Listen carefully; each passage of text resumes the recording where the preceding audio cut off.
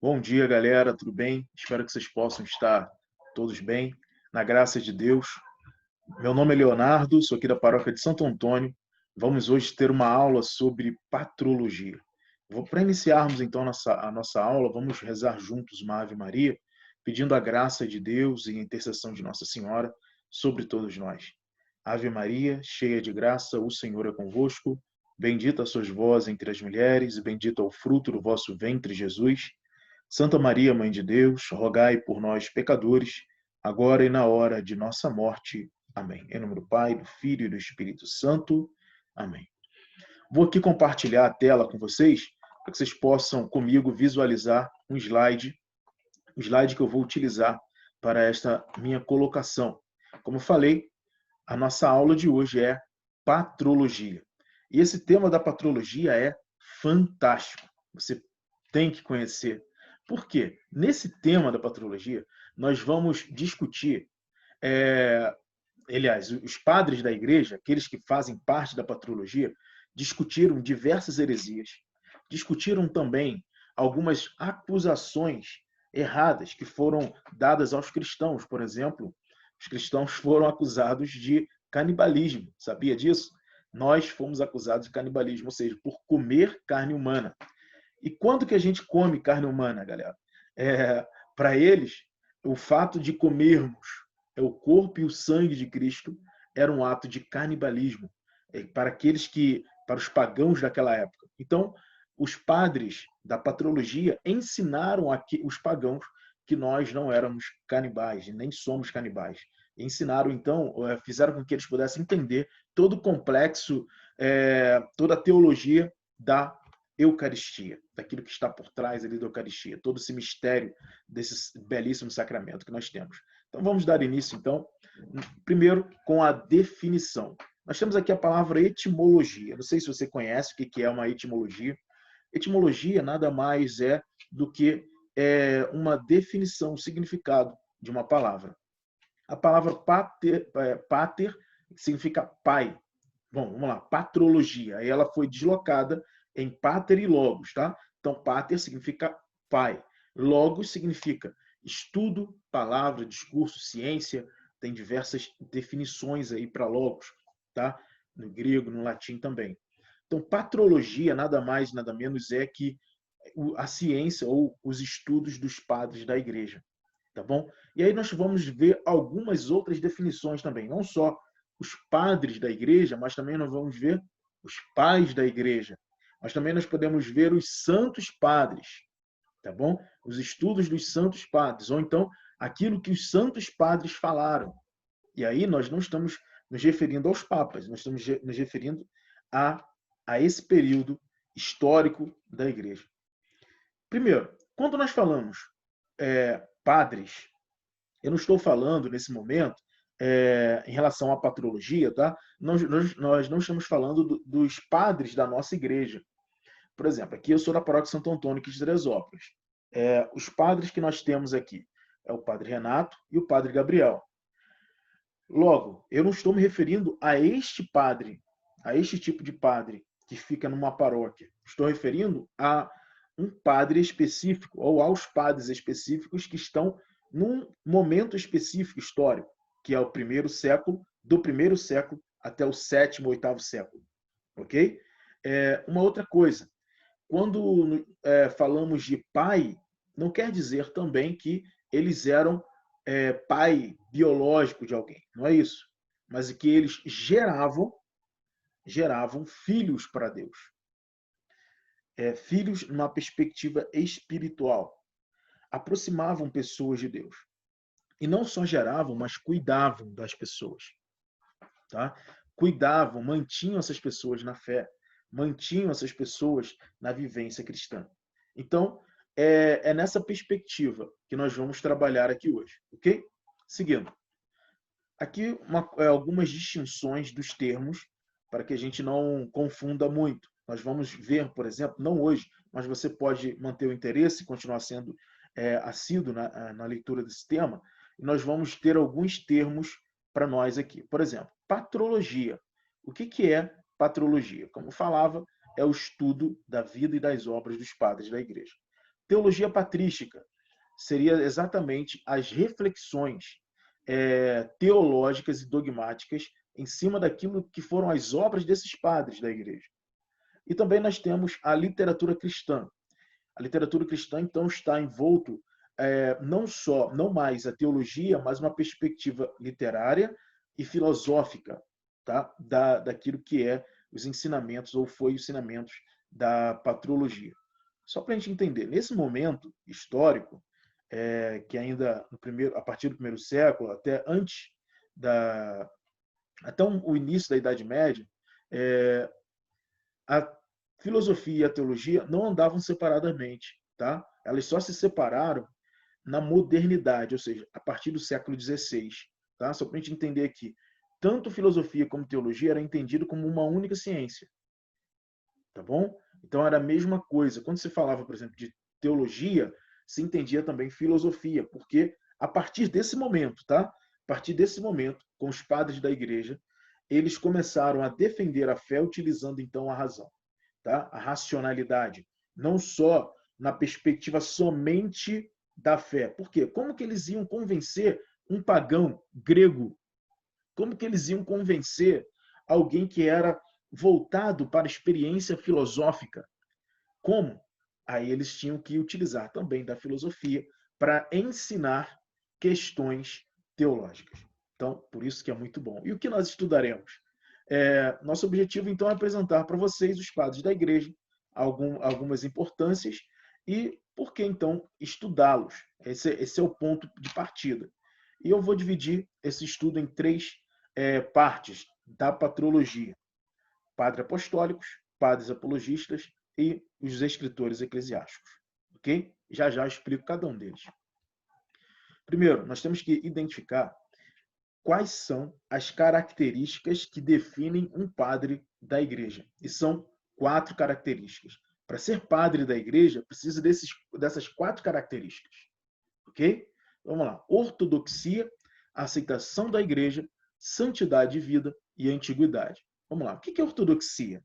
Ortodoxia é a permanência, tá, naquilo que foi os ensinamentos dos apóstolos. Vamos lá. Os apóstolos aprenderam o que é ser cristão de quem? De Jesus, a partir de Jesus Cristo. Eles viveram com Cristo. Cristo ensinou para eles como que eles deveriam viver, se comportar, se relacionar com Deus, principalmente com Ele próprio, tá? Quem era Jesus Cristo. Tudo isso, tudo que nós aprendemos da fé até hoje, nós aprendemos a partir da fé dos apóstolos, tá? E um objetivo principal para ser definido como padre da igreja é justamente isso: permanecer naquilo que os apóstolos ensinaram e também viveram, anunciar Cristo por meio daquilo que os apóstolos ensinaram. Isso é ortodoxia. Aceitação da igreja. Aceitação da igreja é mais ou menos como se fosse uma afirmação de alguma outra autoridade que fala de você, de algo que você disse, ou que cita algo que você escreveu. Vamos pensar aqui, vamos dar uma viajada. Faz de conta que eu nunca escrevi livro, tá? Eu já escrevi alguns artigos, mas eu nunca escrevi livro.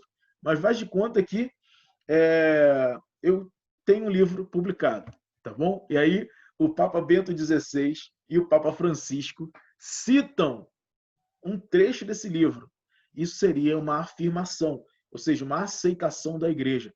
Então, aqueles que estavam nesse período da patrologia, eles também tinham que passar por isso, por essa aceitação da igreja, ou seja, alguma outra autoridade, alguma outra pessoa daquele período, sei lá, um papa ou um bispo, alguma pessoa que tinha uma santidade muito demonstrada em vida, ela tinha que citar aquilo que você fez ou você estava desenvolvendo, para afirmar que você está no caminho certo.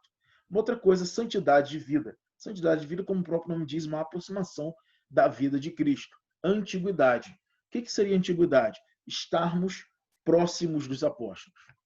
Tá? Eles tinham que estar próximos dos apóstolos, do período apostólico. Então, a partir do primeiro século, tinham que estar nesse meio termo aí, entre o primeiro século e o sétimo, oitavo século. tá bom? Isso significa que eles estavam próximos dos apóstolos. Se, por acaso, não possuísse uma dessas 4 características, eles não eram considerados padres da igreja. E os padres da igreja eram representantes da igreja e eram, então, por causa disso, autoridades, tá? E mestres da doutrina, ok? Eles são legítimos porta-vozes da tradição da igreja e, ao mesmo tempo, profeta, pastores, exegetas e místicos. Vamos lá. Quando nós falamos de tradição da igreja, nós estamos falando de 2 coisas, que é aquilo que nós chamamos de depósito da fé. O depósito da fé está composta das 2 maiores, os 2 maiores tesouros da Igreja Católica, que é a tradição escrita, que é a palavra de Deus, e a tradição oral, que é os ensinamentos, que foram os ensinamentos dos apóstolos. Eles, então, tinham que estar abraçados nesta realidade, tá? Tinham que estar voltados para isso. Por isso eles eram profetas, porque continuavam anunciando aquilo que era a vontade de Cristo. Por isso eles eram pastores, porque quando eles aprendiam quem era o bom pastor, verdadeiro bom pastor, que é Cristo, eles também cuidavam do seu rebanho, dos seus filhos espirituais, cuidavam daqueles que Deus havia posto para cada um deles. Eles eram exegetas, ou seja, eles explicavam a palavra de Deus para que o povo pudesse entender aquilo que Jesus Cristo estava ensinando ou dizendo por meio da própria palavra. Também eram místicos, porque eles eram mestres na vida espiritual. Tá? É isso. Vamos seguir. Quem são, então... Perdão, pulei. Isso aí. Quem são os escritores eclesiásticos? Então, os escritores eclesiásticos é quando uma dessas, voltar aqui só para você entender, ó, quando a ortodoxia ou a aceitação da igreja, a santidade de vida ou a antiguidade, quando uma pessoa não possui uma ou mais dessa, por exemplo, santidade de vida, a pessoa não possui santidade de vida, ou não possui a ortodoxia, então ele pode estar nesse período histórico, mas ele não é considerado pai da igreja, tá certo? Padre da igreja. Ele é considerado um escritor eclesiástico. E, vamos lá, existiram, ou então simplesmente por ele ser um herege, beleza? Por ele ser um herege, ele é também considerado um escritor eclesiástico. Ele até teve alguma contribuição, tá? Uma boa contribuição. Mas se faltou uma daquelas 4 características anteriores que acabamos de citar, eles não são considerados padres da igreja, e sim escritores eclesiásticos. 2 exemplos para nós aqui. Tertuliano, que ele morreu apóstata, ou seja, ele abandonou a apostasia, é sair da igreja, tá? Ele saiu, perdeu a fé.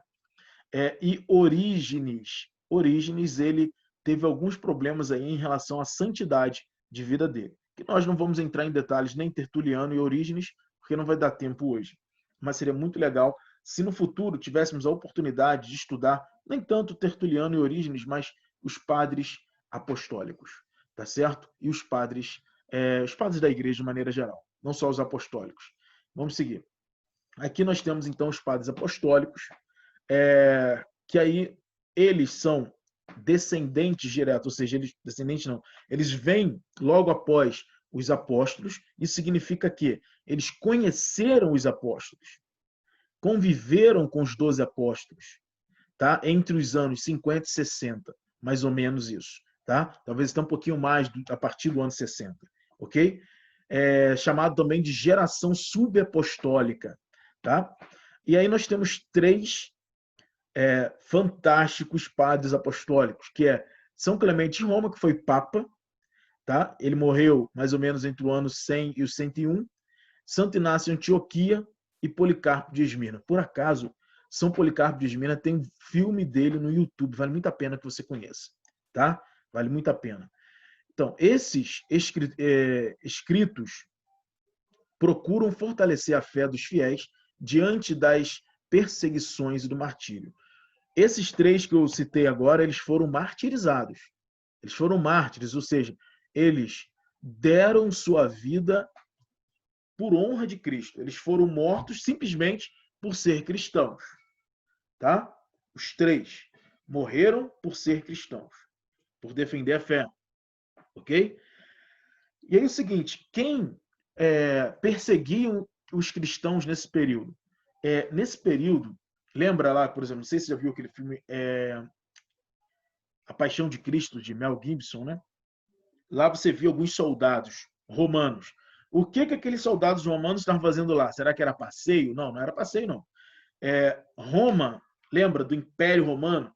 O Império Romano, então, ele tomou boa parte do mundo conhecido, ou até mesmo todo mundo conhecido, ok?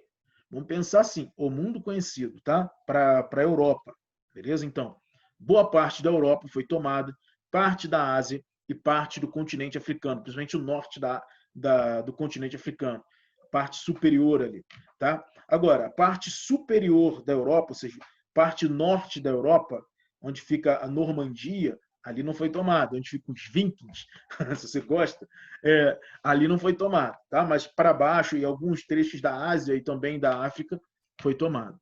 E aí o que acontece? Eles estavam então lá justamente com os apóstolos nesse período, beleza? E também junto com os padres da igreja lá na Ásia. Aqueles que eram considerados cristãos, eles eram perseguidos até o século 313, no Édito de Milão, onde foi autorizado em todo o território do Império Romano culto, o livre culto. Ou seja, se você era católico, se você tinha uma outra religião pagã, diferente da religião do imperador, você poderia livremente cultuar as suas divindades. Tá? E no ano 380, no Édito de Tessalônica, foi decidido então que o catolicismo, o cristianismo se torna a religião do Império Romano, de todo o Império Romano, tá certo? Isso é bem interessante para a gente só entender aqui e entender porque eles foram martirizados, não só eles, mas muitos outros durante 300 anos. Muitos cristãos foram martirizados, deram sua vida por amor a Jesus Cristo. Crianças, adultos, idosos, não era tão simples assim. É claro que a gente não vai estudar isso no livro de história, porque isso não é tão acentuado, mas muitos cristãos morreram durante esses 300 anos aí e morrem até hoje, tá? Existem também aqueles escritos que são chamados apócrifos. Os escritos apócrifos, eles não estão no cânon da igreja, ou seja, não está na Bíblia. Os escritos apócrifos, não sei se você já conhece, são aqueles escritos que, por exemplo, Evangelho de Jesus Cristo, Evangelho da Virgem Maria, algum Evangelho dos apóstolos, falando sobre si mesmo ou até mesmo sobre uma relação que tiveram com Jesus Cristo, mas não são considerados livros canônicos, ou seja, livros que foram inspirados por Deus. Você pode ler, conhecer, tá certo? Você pode até conhecer, mas você não pode utilizar desses livros para a manutenção da sua fé. Existem também os padres apologistas, que aí nós temos São Justino e Santo Irineu. Os padres, esses apologistas, eles têm como principal ponto de referência a questão da luta contra os filósofos ou algumas heresias, como, por exemplo, aquela que eu iniciei falando. Foram exatamente os padres apologistas que defenderam de algumas acusações, como a acusação, por exemplo, de canibalismo. Tá? São Justino ele também foi mártir e ele tem não só escritos teológicos, como também filosóficos. Santo Irineu, a São Justino, só para vocês terem ideia, como eu estava falando, ele era diácono, ele é padre da igreja, mas ele não é sacerdote, ele é diácono. Tá? Santo Irineu de Leão, e aí alguns combates, por exemplo, como o gnosticismo, entre outras heresias desse momento. O gnosticismo, para quem não conhece, é aquilo que tem como centro a busca do conhecimento, a sabedoria, tá?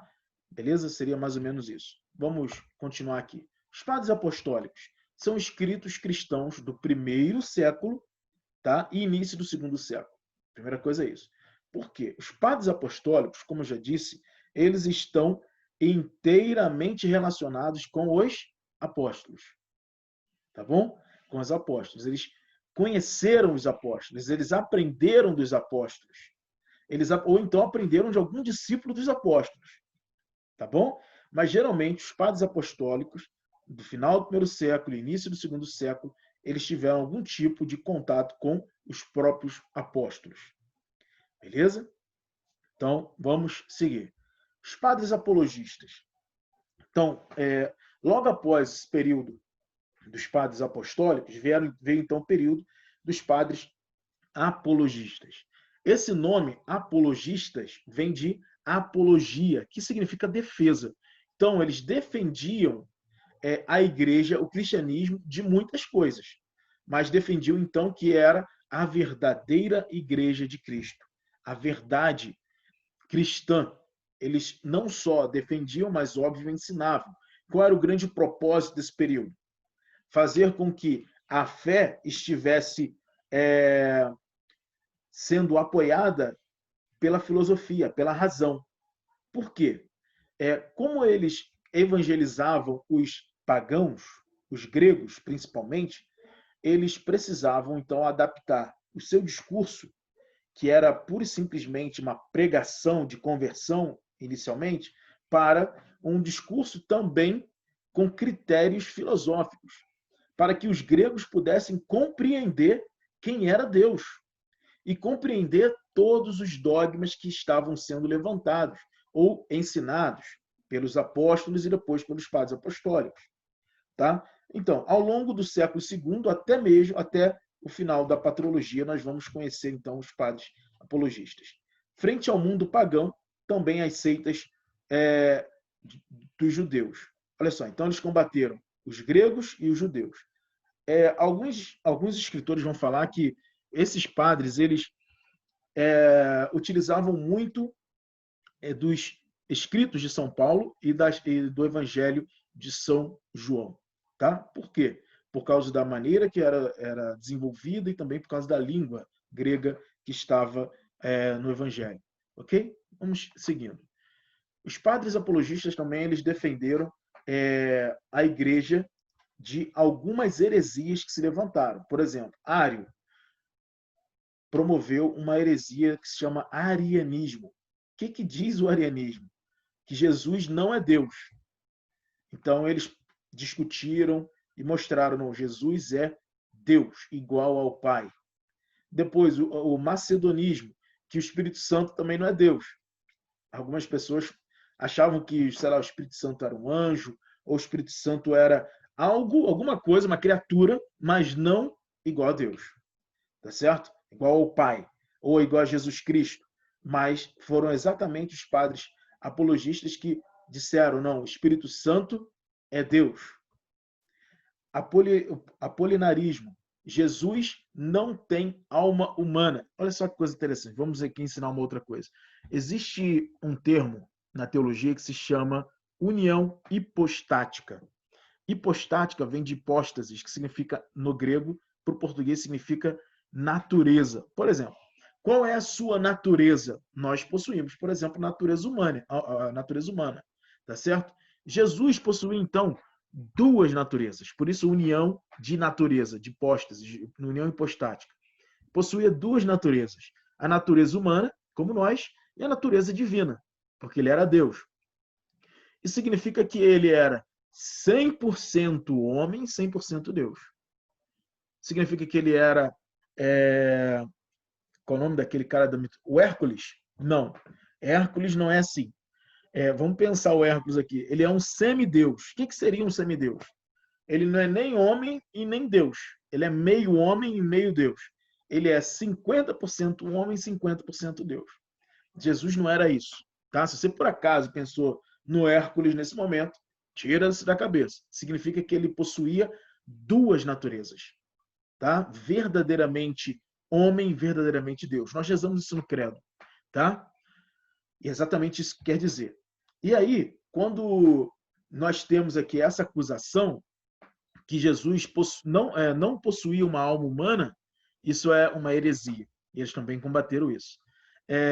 Nestorianismo vai falar que Nossa Senhora não é mãe de Deus. Vamos lá.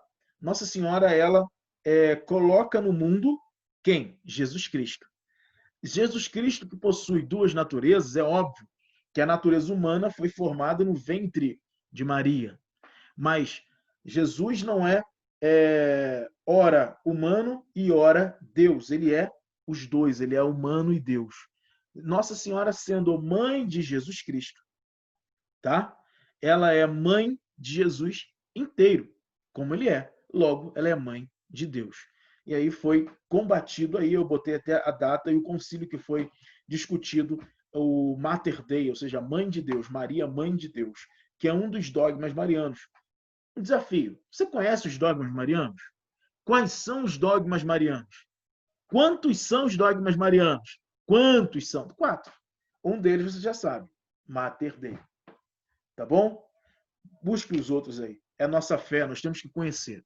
Tá bom? Um baita desafio, mas é só você dar um Google aí que você vai achar isso passo a passo. Beleza? Se você achar, entra em contato comigo, Léo Tartaruga, no Instagram. Vai lá no direct e fala: eu sei quais são os 4 dogmas marianos. E escreve lá para mim, hein? Quero ver. Duvido que você vai fazer isso. Quero ver, hein? Vai lá. Por que estudar, então, os padres da igreja? Nós temos, então, alguns motivos para fazer isso. Vamos lá. Os padres são testemunhas qualificadas da tradição. Tradição, entenda a tradição como aquilo que eu já expliquei. O depósito da fé. Tá? Bíblia e tradição apostólica. Aquilo que os padres falavam da vida de Cristo e dos ensinamentos. Tá? Eles deixaram um método teológico que é, ao mesmo tempo, luminoso e seguro. Tá bom? Os seus escritos oferecem uma riqueza cultural, espiritual, apostólica, que faz deles grandes mestres da igreja de ontem e de hoje. Até hoje, os padres apostólicos e os padres da patrologia, os padres da igreja, são considerados essenciais na nossa vida. Por exemplo, o próprio Concílio Vaticano II, eles foram fazer o quê? A igreja precisa de uma atualização, se adaptar aos novos tempos? Sim. O que nós vamos fazer? Eles foram aos padres da igreja. A atualização para o hoje veio do ontem, veio da origem da igreja. O que nós vivemos hoje da nossa fé é a mesma fé da origem da igreja, que nasceu em Jesus Cristo. Tá certo? Isso é belo, porque nós somos convidados para viver hoje a mesma experiência de sempre da igreja, voltados ao amor a Jesus Cristo. Se necessário for passar vergonha no mundo por causa de Cristo, pagar mico por causa de Cristo, nós iremos fazer. Se necessário for dar a minha e a tua vida por causa de Cristo, como esses padres fizeram, como essas pessoas fizeram, vamos fazer. Isso não é só para padre, não é só para diácono. Muitos dos padres da igreja eram leigos, como eu e você. Isso é para nós. Tá? E aí nós temos também aqui 2 escritos de Santo Agostinho. Ensinaram à igreja o que aprenderam na igreja. Isso é um desafio para nós. Eu sei que você é do FAC ou do João, e nós não podemos, por exemplo, ensinar outra coisa a não ser aquilo que nós aprendemos na própria igreja. E por quem? Também tem isso. Tem que ser fonte segura. Não pode ser qualquer um que vai falar para você, ou que você vai ler, ou que aqueles que você talvez siga no Instagram, que fica totalmente fora daquilo que nós aprendemos, por exemplo, na igreja.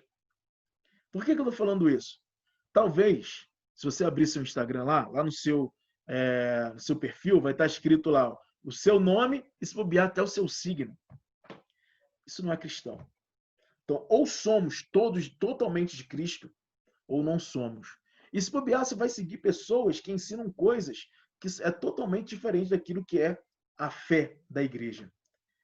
Meus irmãos, a nossa fé ela tem que se aproximar cada vez mais da igreja. E nós devemos ensinar aquilo que a igreja ensina e não aquilo que nós achamos. Isso valia para os padres da igreja, mas vale para nós hoje também. Se você prega, se você conversa, ensina, orienta alguém, Tem que ser nessa perspectiva. Você não pode ensinar outras coisas, mentiras. Tá bom? Vamos seguir. Então, Santo Agostinho é uma pessoa que também você pode conhecer. Vale muito a pena. Método teológico dos padres. Recursos contínuo é a Sagrada Escritura e o sentido da tradição. Então, eles usavam muito a Bíblia e aquilo que os apóstolos ensinavam. Tá? Consciência da originalidade cristã, embora reconhecendo as verdades contidas na cultura pagã. A defesa da fé como bem supremo e o aprofundamento contínuo do conteúdo da revelação. O sentido do mistério e a experiência do divino. Esses eram o método. Se a gente faz isso no nosso grupo de jovens, a gente bomba, hein? Ia ficar bombando.